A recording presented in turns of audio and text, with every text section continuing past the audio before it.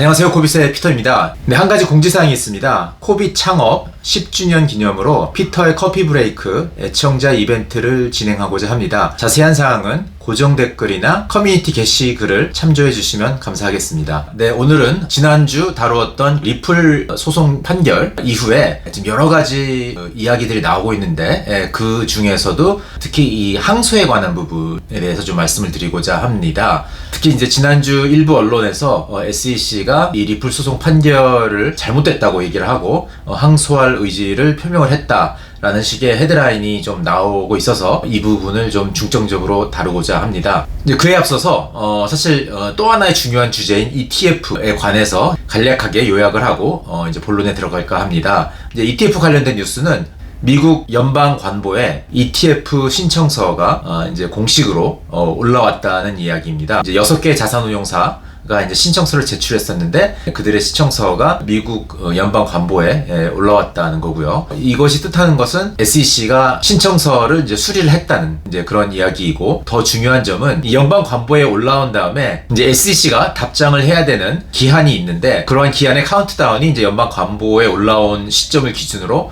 이제 시작이 된다는 거죠. 그래서 일단 연방관보에 올라온 이후 45일 이내에 SEC가 뭐라고 답변을 해야 되는 거고요. 그에 대한 답변을 3가지로 할 수가 있는데, 승인을 하든지 반려를 하든지 지연을 하든지 이고요. 그리고 지연을 하더라도 최대한 지연을 할 수 있는 게 연방관보에 올라온 이후로 240일 이내라는 것, 이러한 점이 이제 중요한 점이라고 할 수 있겠습니다. 그래서 이제 연방관보에 올라온 날짜를 기준으로 45일을 따져보면은 한 9월 초쯤에까지는 일단 SEC가 이 3가지 중 하나를 결정을 해야 되는 이제 이런 상황이라고 할 수가 있겠고요. 따라서 베스트 케이스 시나리오 이제 9월 초 이전에 비트코인 현물 ETF가 승인이 나는 이제 뭐 그런 상황이 될 수도 있다라는 거를 말씀을 드리고자 합니다. 근데 시장에서는 이러한 상황을 지금 반영을 하고 있는 듯합니다. 이제 폐쇄형 비트코인 신탁 상품인 GBTC의 그 NAV 디스카운트가 최근에 들어서 추가적으로 많이 좁아지고 있는 걸 볼 수가 있고요. 또 GBTC의 시장 지표들이 어떤 이런 ETF 승인에 대한 기대감을 반영하고 있는 것이 아닐까 이렇게 생각이 됩니다. 이제 본론으로 들어가서 리플 판결 소송에 관한 말씀을 드리면은, 지난주에 일부 대중 매체에서 SEC가 리플 판결은 잘못됐고 항소를 생각하고 있다라는 헤드라인의 언론 보도를 했습니다. 특히 이제 월스트리트 저널 같이 굉장히 저명한 언론들도 뭐 이러한 보도를 하고 있는데요. 근데 이에 대해서 좀 세부 상황을 말씀드리면, SEC가 뭐 갑자기 뜬금없이 이런 얘기를 한 게 아니고, 지금 현재 SEC가 많은 소송을 하고 있는데, 그 중에 하나가 SEC와 테라폼 랩스 간의 소송도 있는 거죠. 테라폼 랩스는 여러분 알다시피 작년에 국내에서도 많이 이제 화두가 되었던 테라 루나 프로젝트를 이끌은 그런 회사이고요. 연초에 SEC가 테라폼 랩스와 이 권도형 씨를 대상으로 미국에서 이제 소송을 시작했었습니다. 그래서 이 소송 중에 SEC 측의 변호사들이 리플 소송 판결에 관한 이야기를 언급을 하면서 했던 발언을 언론에서 보도를 해서 기사화가 된 거죠. 이 SEC와 테라폼 랩스의 소송에 대해서 간단하게 말씀을 드리면은, 연초에 이제 기소를 했고요. 당시에 이제 SEC의 주장은 테라폼 랩스가 미등록 증권을 발행했다라는 거였고, 구체적으로는 루나 그리고 UST라는 스테이블 코인 그리고 MSS이라고 얘기를 하는데, 이건 이제 미로 프로토콜을 사용을 해서 주식과 같은 증권을 트래킹하는 그런 자산을 발행한 행위, 뭐 이런 것들이 미등록 증권을 발행한 것이다 라고 이렇게 주장을 하고 있고요.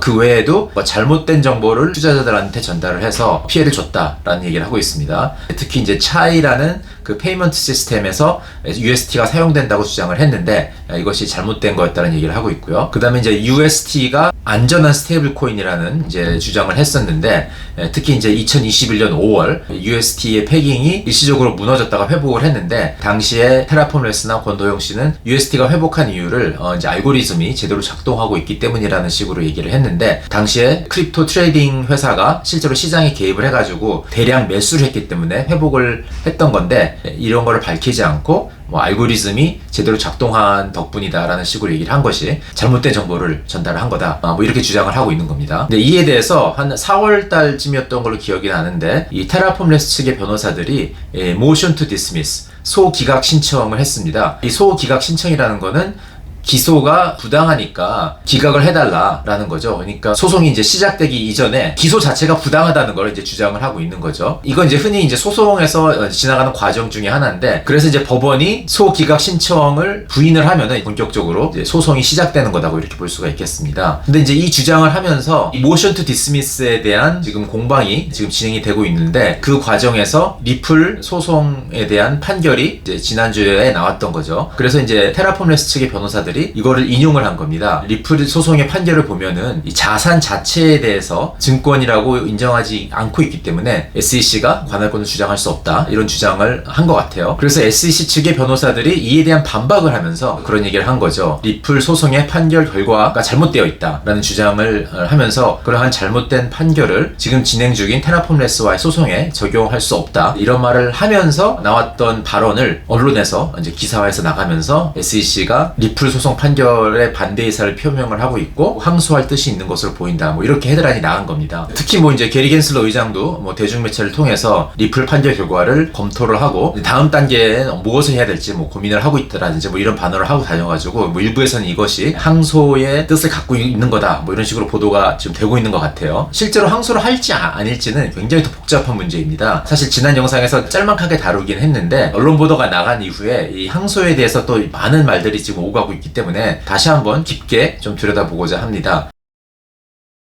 일단 항소를 하려면은 알아야 될 것은 지금 이 리플 소송이 완전히 끝난 게 아니라는 거죠. 아직 끝나지 않은 부분도 있기 때문에, 예를 들어서 창업자 두 사람, 브래드 갈링하우스하고 크리스 랄슨의 개인들에 대한 아직 진행 중이고, 이건 이제 공판으로 갈 걸로 이렇게 결정이 났고요. 그 공판이 끝나기 전까지는 이 소송 전체에 대한 최종 판결이 났다고 이렇게 볼 수가 없는 겁니다. 그래서 이 소송이 진행되고 있는 와중에 그 중에서 지금 일부를 토레스 판사가 판결을 내린 건데, 약식 판결을 한 건데, 요 약식 판결을 내린 요 부분만 딱 떼어놔가지고 항소를 할지 안 할지를 얘기를 하고 있는 거죠. 이런 걸 갖다가 지난번에 말씀드렸듯이 이게 중간 항소라고 그러는데, 중간 항소를 하기 위해서는 첫 번째로 토레스 판사의 승인이 필요하다는 것. 토레스 판사의 전적인 권한인 겁니다. 그러니까 토레스 판사가 승인을 안 하면은 이거는 뭐 아예 진행이 되질 않는 거죠. 그리고 설령 토레스 판사가 승인을 한다 하더라도 그 다음에는 항소 법원에서 이거를 받아들인다는 또 그러한 판결을 내려야 되는 겁니다. 그렇기 때문에 이게 지금 이중으로 승인이 필요한 거고, 그래서 쉽지만은 않다는 거죠. 특히 이제 항소를 받아들일 그 2심 법원은 이것도 이제 바로 받아들이는 것이 아니고, 지금 얘기한 것처럼 이것도 테라폼레스의 사례를 얘기할 때 얘기한 것처럼 기각시켜달라는 이제 그런 요청을 리플 측에서도 할 수가 있는 거고요. 그렇기 때문에 그 2심의 법원이 이거를 받아들일지 아닐지 결정하는 것만 해도 한 1년 가까이 걸릴 수가 있는 겁니다. 굉장히 시간이 많이 걸리는 일이기 때문에 항소까지 가기에는 적어도 한 2, 3년 정도 걸리지 않을까라는 게 이제 대부분의 사람들의 의견인 거고요. 그리고 특히 아까 말씀드린 일단 토레스 판사의 승인이 필요한데, 이 토레스 판사의 승인은 약식 판결이 난 다음에 10일 이내에 해야 된다고 합니다. 10일이면은 사실 거의 다 됐어요. 아마 미국 시간으로 오늘이나 내일 정도가 이제 10일이 될 것 같은데, 그렇기 때문에 사실 이 영상이 올라갈 때쯤에는 이미 그 마감일이 지나서 더 이상 중간 항소의 승인을 신청할 수 있는 기간이 이제 끝났을 가능성도 되게 있다고 봅니다. 그렇기 때문에 이 항소라는 게 이렇게 쉽게 이루어질 수 있지는 않다는 걸 일단 염두를 둬야 될 것 같고요.